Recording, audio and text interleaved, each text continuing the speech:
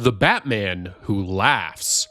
On Earth -22, in the dark multiverse, Bruce Wayne witnessed his parents' murder in an alleyway, and that tragedy drove him to dedicate his life to fighting crime.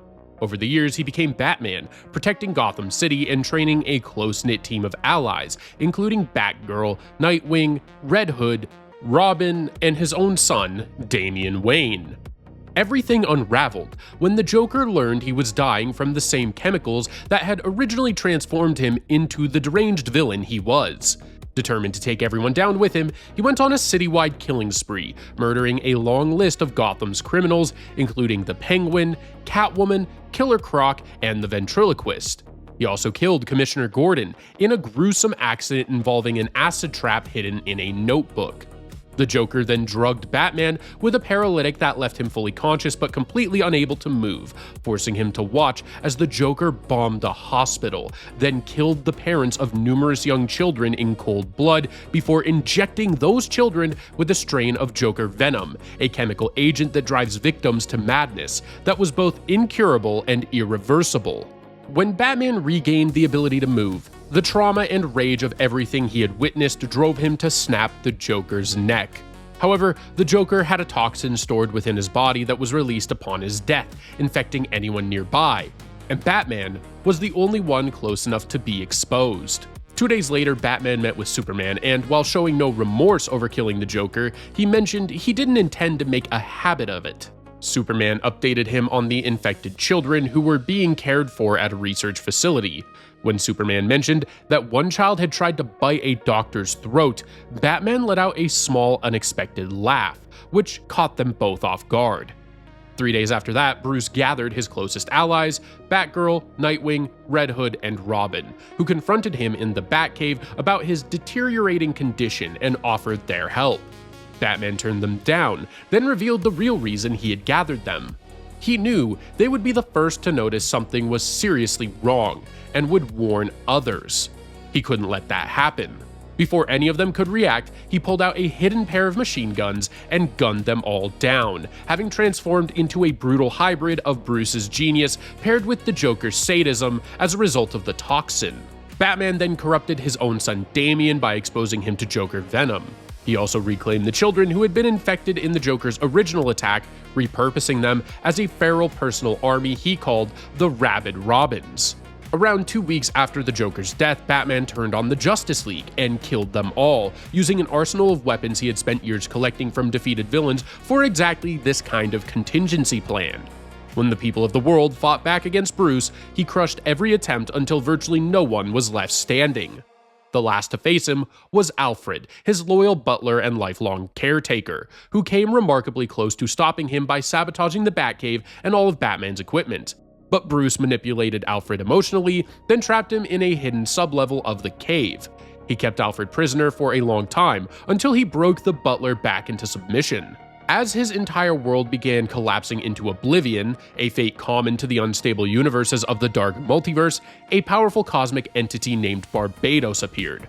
Barbados revealed that he had planned to invade and destroy the broader multiverse and saw in this broken, monstrous Batman the perfect weapon to lead that assault. Bruce accepted, becoming the vanguard of Barbados' campaign to drag all of existence into darkness. The Grim Knight. In another universe within the dark multiverse, on the night Bruce Wayne's parents were murdered, their killer, Joe Chill, dropped his gun while searching the bodies of Bruce's parents. The young Bruce seized the opportunity and shot Chill dead on the spot. As a result, rather than swearing off killing as Bruce traditionally does, he spent years traveling the world and training with assassins and mercenaries. When he eventually returned to Gotham to wage war on crime, he chose the bat as his symbol, inspired by a moment when he shot a bat that flew through his window. He became Batman, but a Batman who operated without limits, caching weapons all across Gotham City to fuel a brutal, lethal campaign against criminals. Within his first year, the Grim Knight made his ruthlessness immediately clear. He attacked a party full of Gotham's wealthy elite, who had long shielded the city's criminal underworld from consequences and burned them all alive. He then systematically killed several of Gotham's most notorious and powerful crime bosses before killing a criminal known as the Red Hood at a chemical plant, unknowingly preventing the accident that, in other timelines, would have created the Joker. This killing spree drew the attention of Gotham City Police Department Lieutenant Jim Gordon, who believed Batman had gone too far. Gordon devised a trap, constructing a bat signal with a hidden magnet inside to immobilize Batman's suit, then coordinated a police raid on his hidden weapon caches across the city. The plan nearly worked, but Bruce recognized that Gordon had used technology made by his own company, Wayne Enterprises, to build it. He was thus able to technologically access and disable the magnet, kill the officers on the roof, and remotely detonate the decoy arsenals, wiping out the police units, all of which he had deemed corrupt. He then forced Gordon to watch as he crashed 2 explosive blimps into Arkham Asylum and Blackgate Penitentiary, Gotham's 2 most notorious institutions for housing criminals, destroying both and killing everyone inside. With the city's criminal population eliminated, he turned his attention to consolidating control. He exposed Mayor Harvey Dent to radiation, scarring him, as leverage to allow Wayne Enterprises technology to be installed throughout Gotham, giving him a citywide surveillance and control network. Gotham became a safer place under his iron grip, but Alfred, his butler, was so repulsed by Bruce's methods that he chose to leave him. Despite Bruce having implanted a device in his neck that would kill him remotely, Bruce let him go. However, Alfred provided Jim Gordon with the kill codes needed to shut down Bruce's surveillance network across the city. Gordon, who had spent weeks quietly piecing things together, had deduced that Bruce Wayne was Batman and convinced Mayor Dent to authorize a raid on Wayne's home. With FBI assistance, Gordon disabled Bruce's systems and arrested him. Despite finally being captured, the Grim Knight would eventually encounter and come to serve as second in command to the Batman Who Laughs, joining his campaign to spread their corruption into the multiverse and the main DC universe. Red Rain. On Earth 43, Batman discovered that Dracula, the legendary vampire, was alive and operating in Gotham City. Tanya, a vampire who had broken free from Dracula's control, helped Bruce by infusing him with vampiric powers without fully draining his blood, preserving his humanity while giving him the strength needed to take on Dracula. Batman and Tanya lured Dracula's vampire army into the Batcave, where Batman destroyed the cave's roof, exposing them all to sunlight. Tanya and her followers sacrificed themselves in this process, but decimated Dracula's ranks in the encounter. Batman then faced Dracula directly, ultimately killing him by impaling him on a tree. The victory was not without consequence. During the fight, Dracula drained the last of Batman's blood, completing his vampiric transformation and destroying what remained of his humanity. Even so, Batman retained his mind and his sense of purpose, and assured Alfred that while Bruce Wayne was dead, Batman would live on. And with his new vampiric immortality, he intended to protect Gotham for all time. Life in Gotham continued much as before until the Joker took command of Dracula's remaining vampire army in a bid to take over Gotham's criminal underworld for himself. Batman assembled an unusual team to stop the vampire army.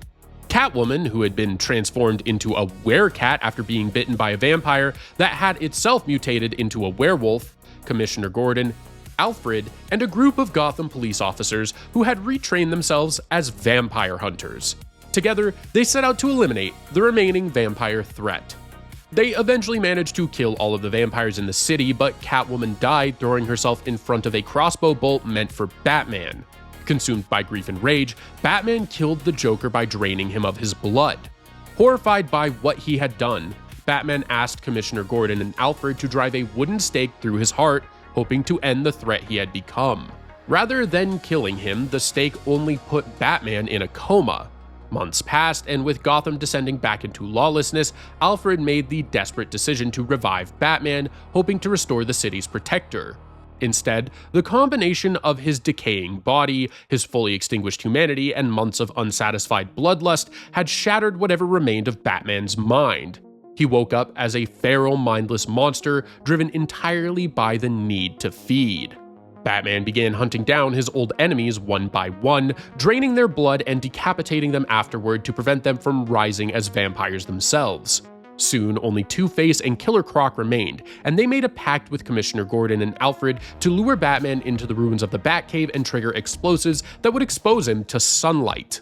The plan unraveled when Two-Face and Killer Croc turned on Gordon and Alfred mid-execution. In the chaos, Alfred offered his own blood to Batman.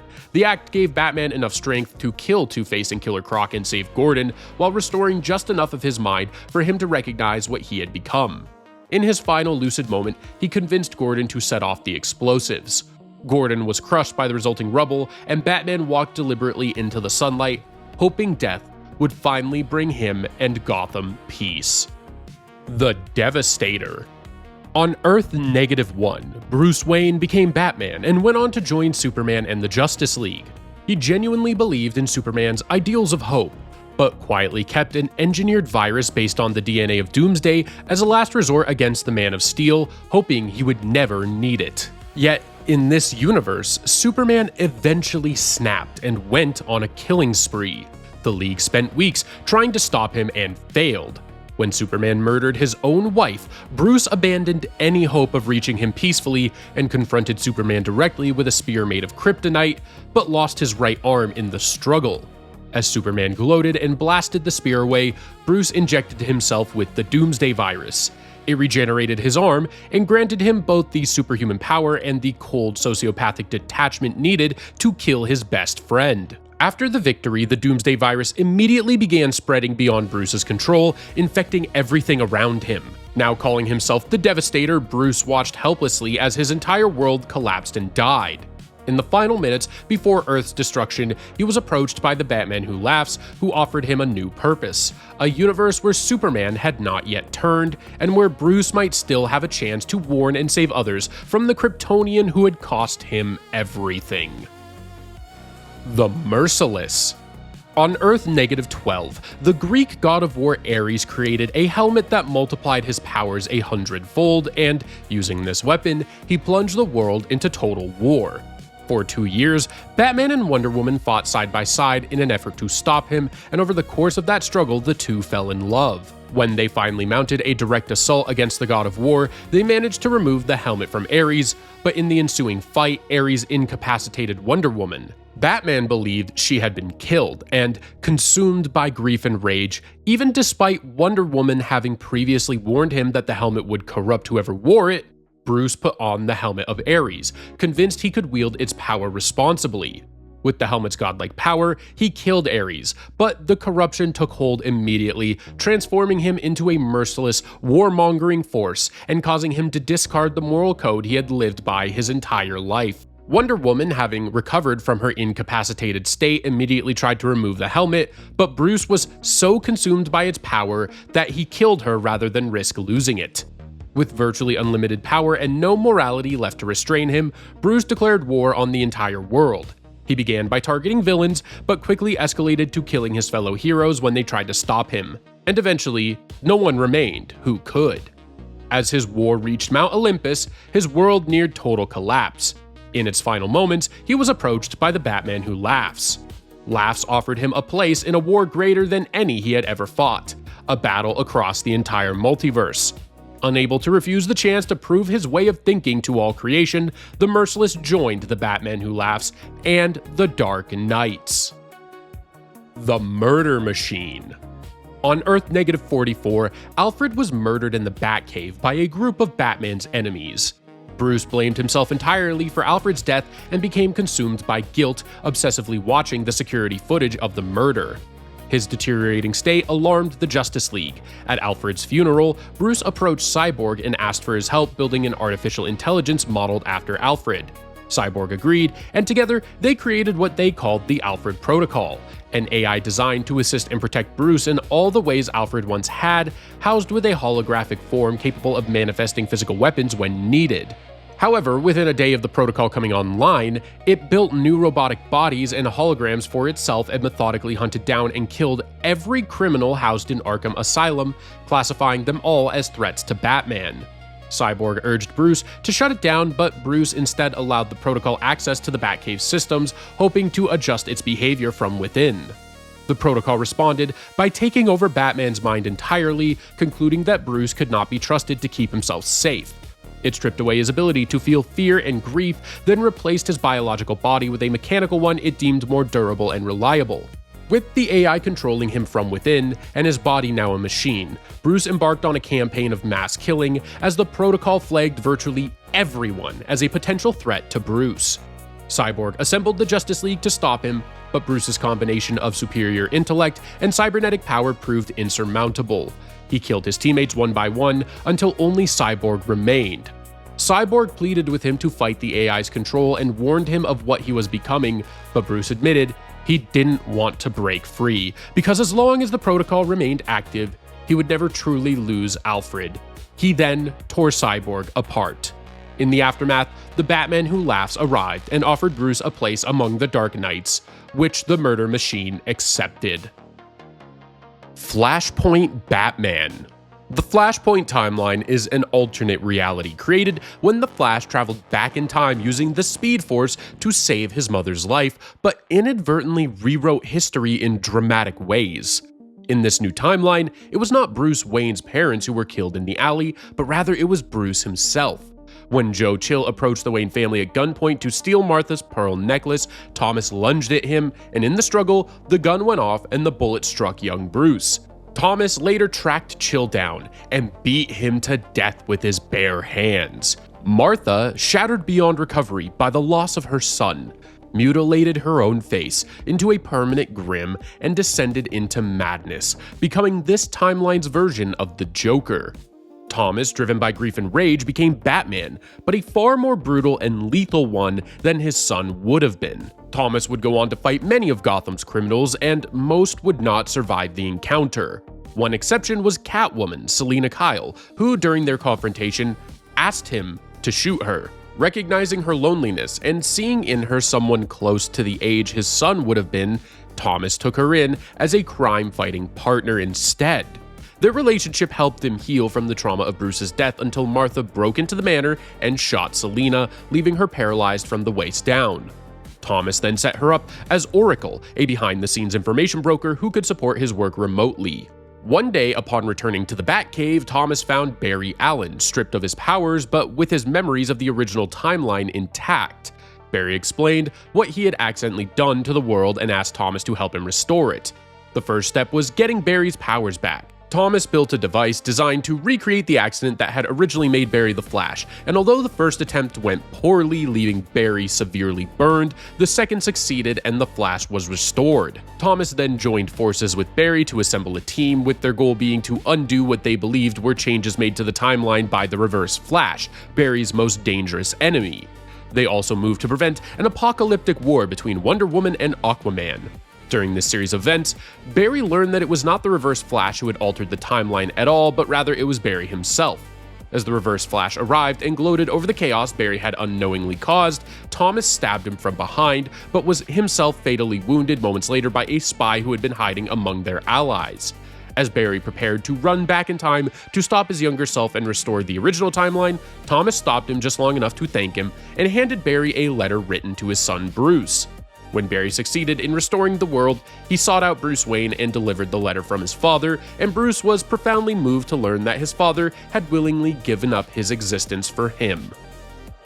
Owlman. On Earth 3, Thomas Wayne Jr. was the eldest son of Thomas and Martha Wayne.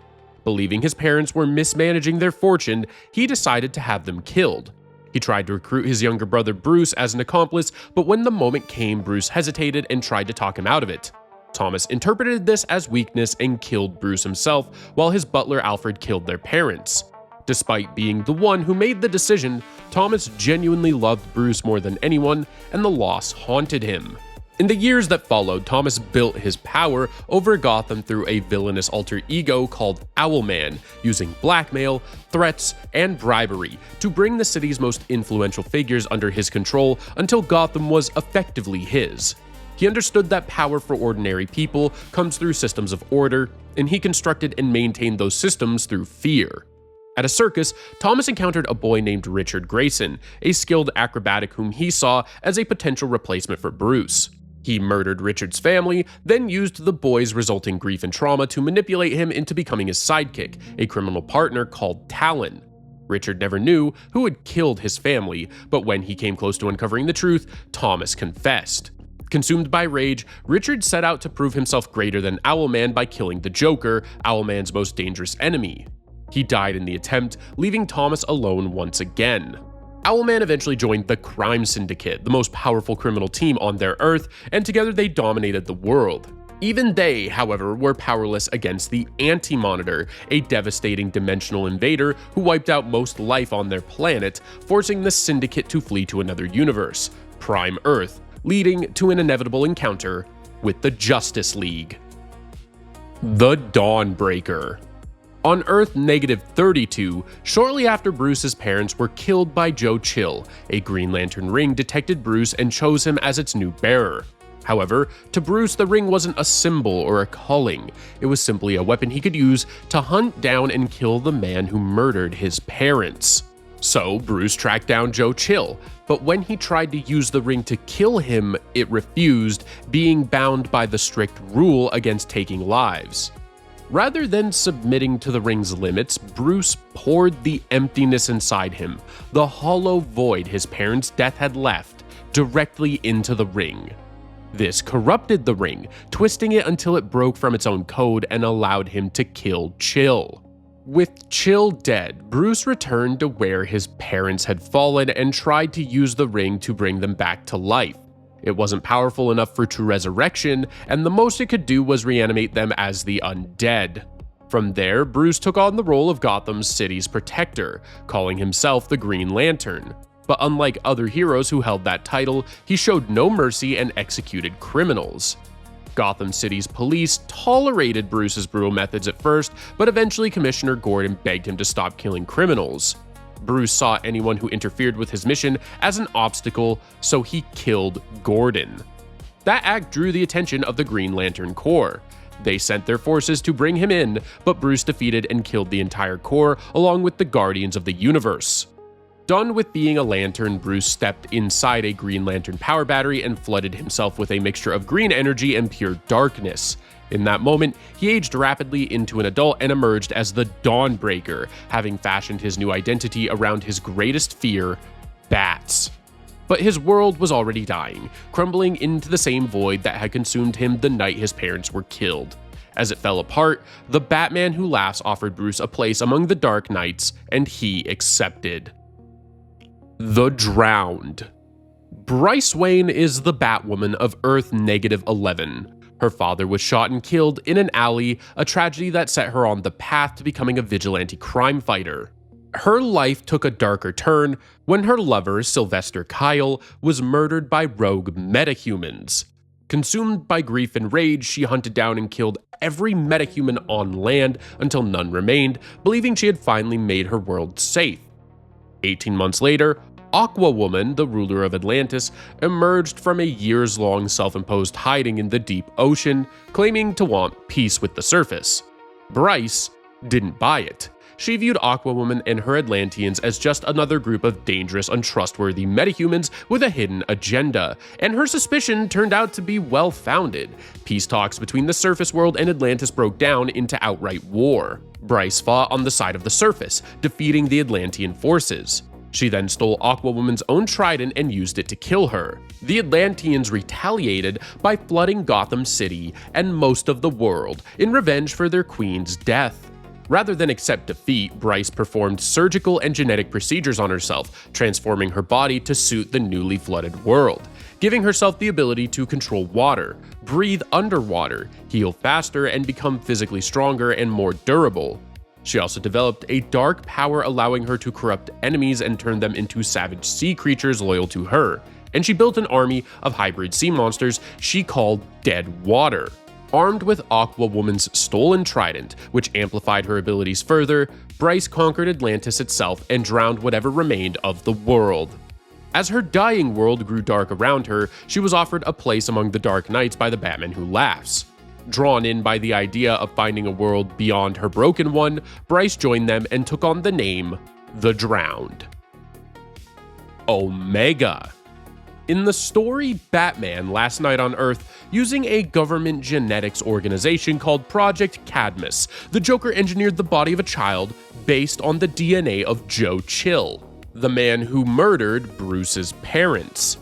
The Joker then planted false records that the child had actually died because a drunk Thomas Wayne, Bruce's father, had operated on him, and that the Wayne family had quietly buried any evidence of it.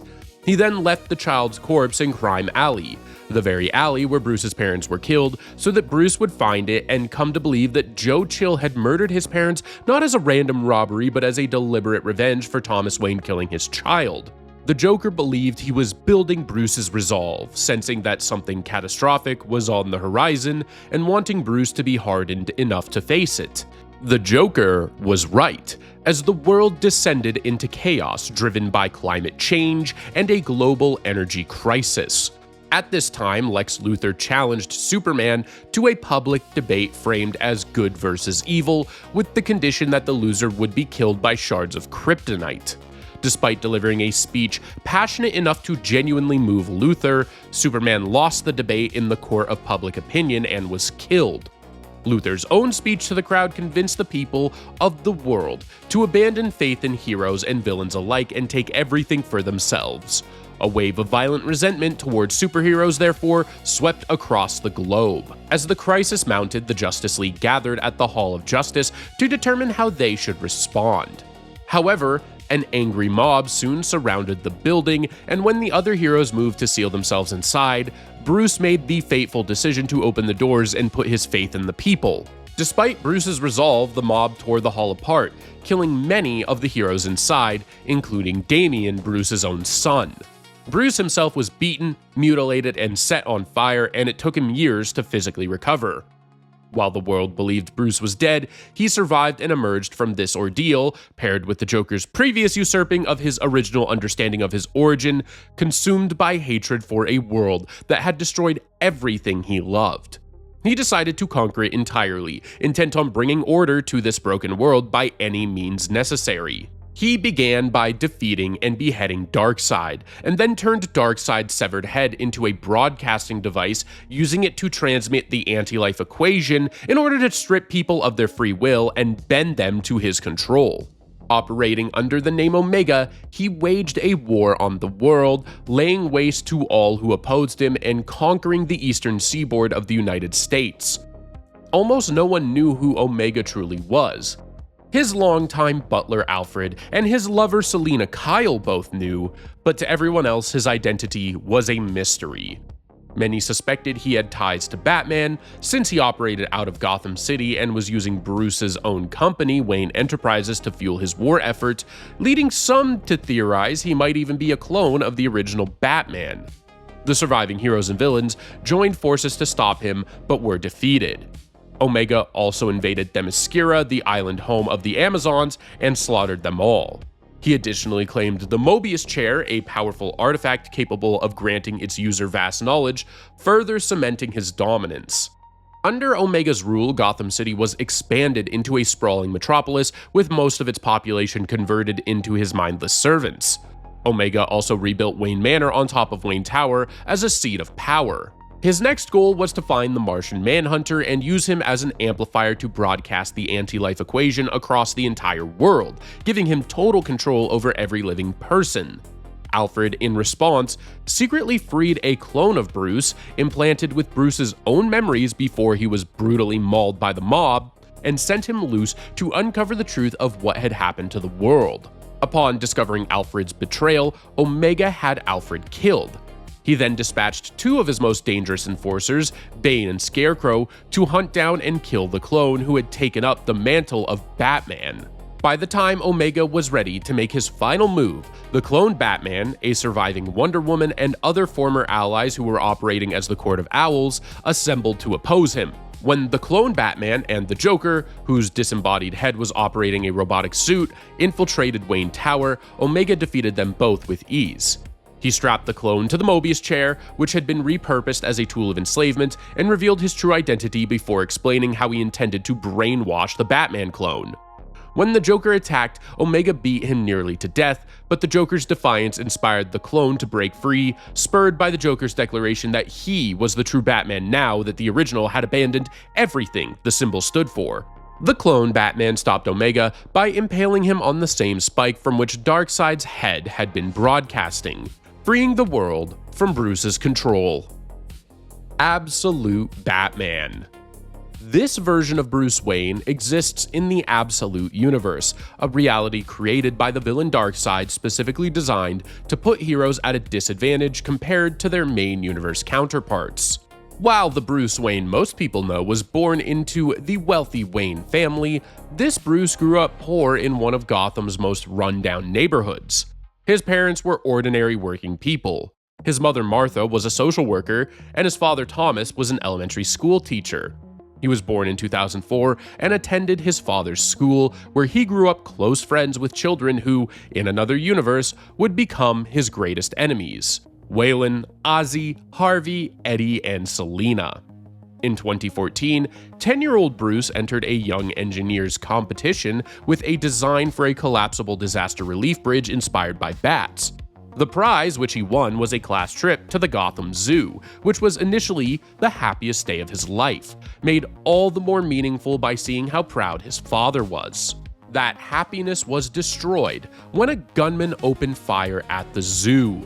Thomas hid the children in the bat enclosure and tackled the shooter himself, dying in the process. Bruce was left trapped there, surrounded by bats, until police officer Jim Gordon found him. In the aftermath, Bruce withdrew from everyone around him and, consumed by guilt, threw away the medal he had won, blaming it and by extension himself for setting the day in motion.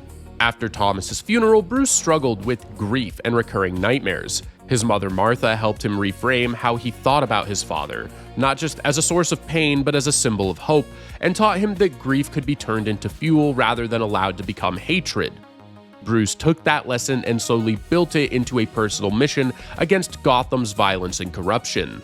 To prepare himself, he studied alongside his friend Eddie, trained physically with Waylon, and ran with Ozzy and Selina in petty crime, learning the criminal underworld from the inside.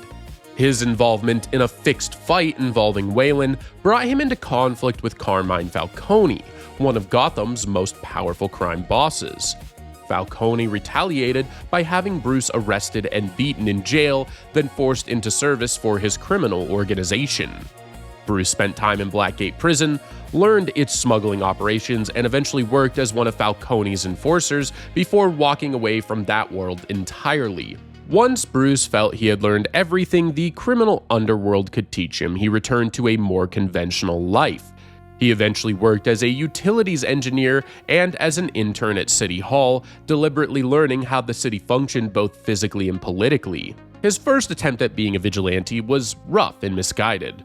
Dressed in a monstrous bat costume and carrying a gun, he attacked a gang called the 10 Thieves, but stopped himself before going too far. Realizing he had fundamentally misunderstood what Batman should be, he destroyed the costume and the gun and shifted his focus away from street-level crime toward the powerful and wealthy figures who enabled Gotham's deeper corruption.